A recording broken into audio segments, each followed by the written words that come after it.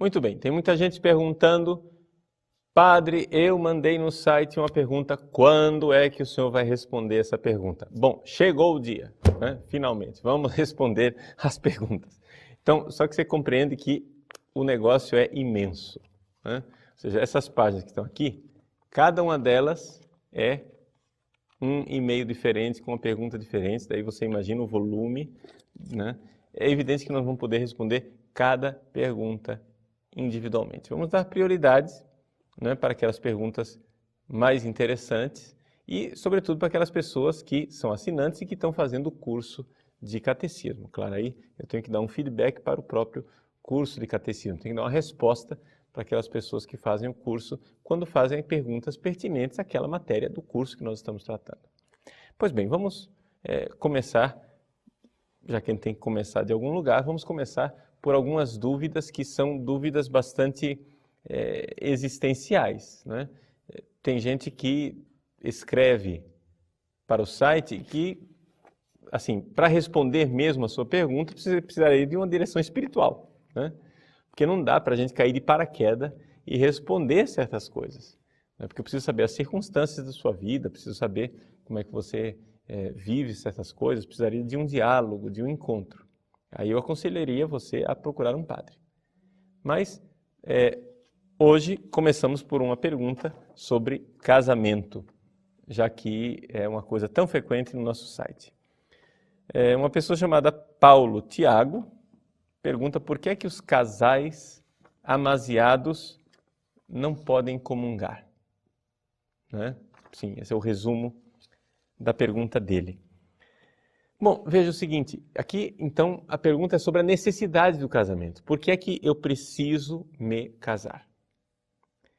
Os animais não se casam, não é? Ou seja, os animais simplesmente sentem a atração sexual e copulam e pronto, está feita a reprodução. Por que é que nós precisamos da instituição do casamento? Isso não é uma invenção humana?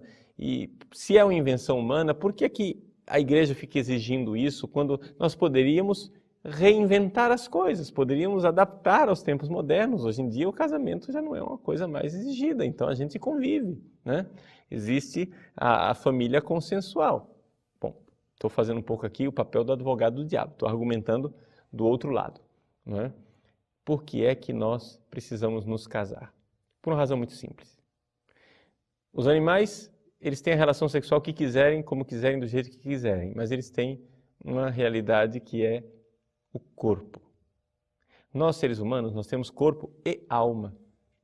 Ou seja, nenhum animal, quando tem uma relação sexual, depois fica em crise por causa do significado insatisfatório daquela relação, não é? Nenhum animal, depois que tem uma relação sexual, fica querendo discutir a relação. Por quê? Porque os animais não têm alma. Os animais, eles não buscam sentido nas coisas, eles simplesmente fazem as coisas, né? O ser humano não. O ser humano, ele busca um sentido. A coisa tem que atender a um significado mais elevado do que o simples acoplar-se a uma outra pessoa. Não é uma realidade meramente física, somática. Ou seja, o sexo, quando vivido pelos seres humanos, nunca é uma realidade simplesmente física, animal, somática. Ela é sempre também algo de espiritual, da alma.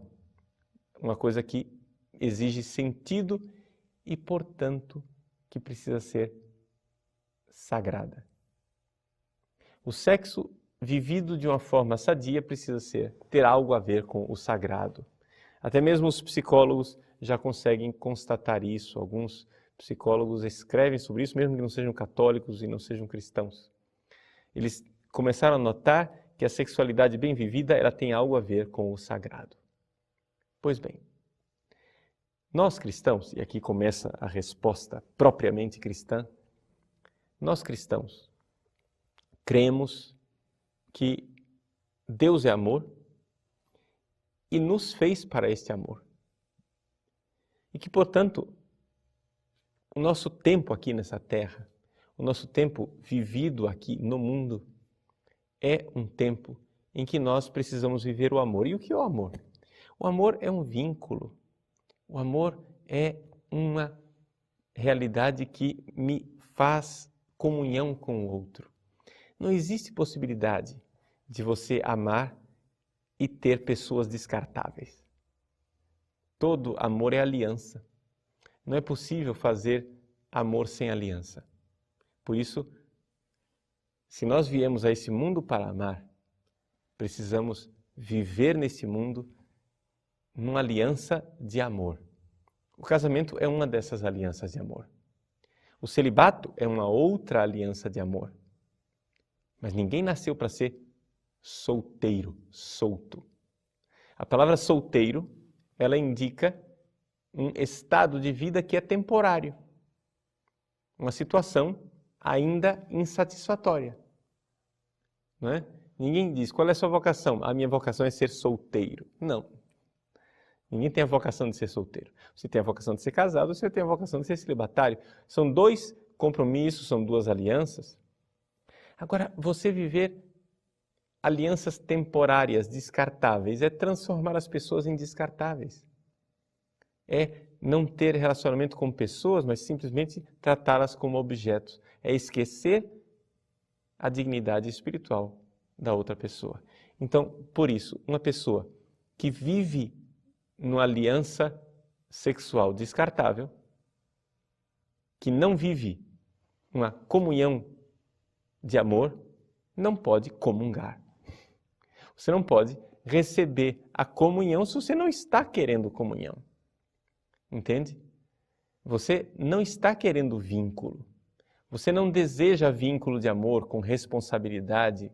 Responsabilidade quer dizer isso, eu respondo por algo. Então, por isso, você não pode comungar, porque não comunga quem não está em comunhão. Espero ter respondido sua pergunta.